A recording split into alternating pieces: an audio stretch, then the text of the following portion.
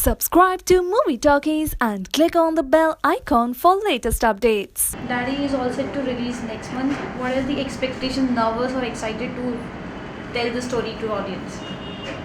I think we are a bit nervous and Yeah. anxious. This is her first film in Bollywood, so I think she'll be extra nervous. But for me, I don't keep expectations, and once I finish the film, then I'm done with it.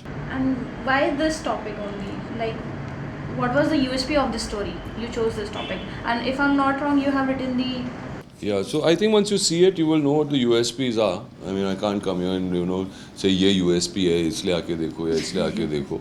It is a film which is very different. It's done in a very different manner.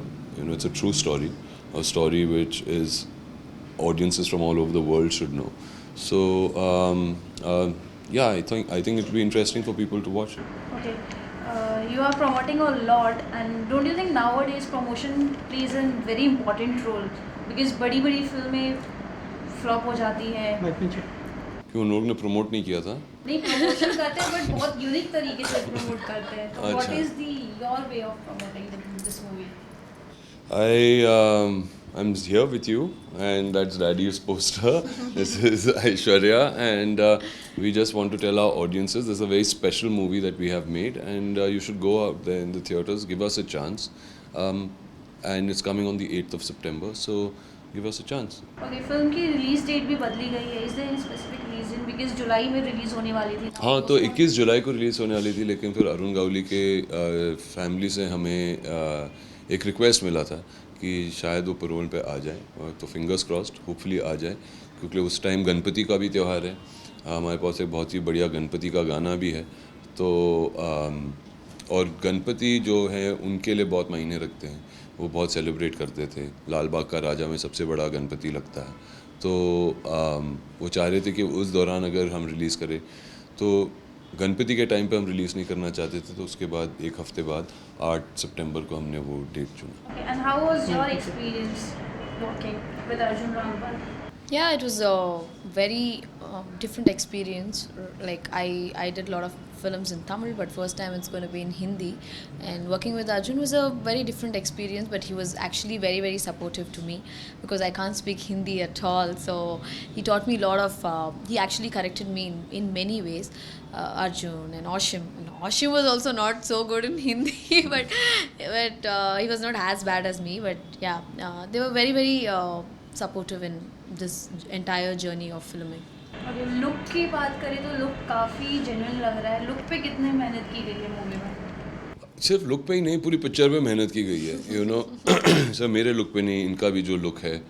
मगर जब आप एक को मौका मिल रहा है, एक living इंसान जो अरुण गावली हैं, जिनका एक बहुत ही डिस्टिंक्टिव लुक है, उन पे जब आप कहानी बना रहे हो, और अगर मैं अर्जुन रामपाल बन के उस कहानी के कैमरा के सामने जाऊंगा, तो लोगों को डाइजेस्ट नहीं होगा. तो इसीलिए बहुत ज़रूरी था कि हम जितने करीब आ सकें अरुण गावली के, उतने करीब हम जाएं. तो बहुत ज़रूरी था कि जब मैंने लुक टेस्ट किया, जब मैंने वो 40 साल के पीरियड पे फिल्म है, तो 1970s में कैसे दिखते थे, फिर 90s में कैसे दिखते थे, फिर 2012 में कैसे दिखते हैं. तो वो डिफरेंट लुक्स ट्राई करके हमने प्रोस्थेटिक्स के लिए इटली से ये मेकअप आर्टिस्ट मंगाए थे. उन्होंने बहुत मेहनत की, और मैं आई एम वेरी खुश कि we came very close to him. Okay, Arjun Rampal daddy से क्या एक्सपेक्ट कर रहे हैं? क्रिटिकल अक्लेम और बॉक्स ऑफिस है? दोनों. What matters a lot? Critical acclaim? देखिए, सबसे मज़ा तब आता है जब दर्शक पिक्चर को पसंद करती है, क्योंकि हम फिल्म उनके लिए बनाते हैं. यू वांट एन ऑडियंस, जितने लोग जाके देखें, जितने लोगों ये पिक्चर को सराहें, उनका प्यार दे, उसके साथ कनेक्ट हो जाए, उसके साथ पार्टिसिपेट करे, और उनके शायद लाइब्रेरी में हमारी film will be one of the top films. वो एक चाहत होती है किसी भी कलाकार की.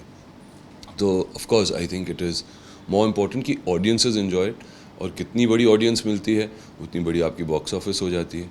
मगर जितनी ऑडियंस मिले उतना बेटर.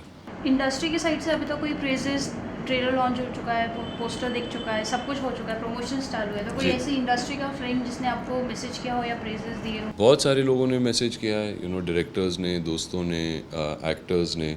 और बहुत पहले जब टीज़र भी निकला था, हमने तो टीज़र दिसंबर में निकाला था, और फिर ट्रेलर जब आया, फिर जब लुक्स आए, फिर जब गाने आए, तो डेफिनेटली आई थिंक पीपल ने देखा है कि कुछ अलग बनी है, कुछ अलग किस्म की फ़िल्म है, तो उसे उस नज़रिए से देखते हुए I think there is a bit of curiosity कि कैसी होगी।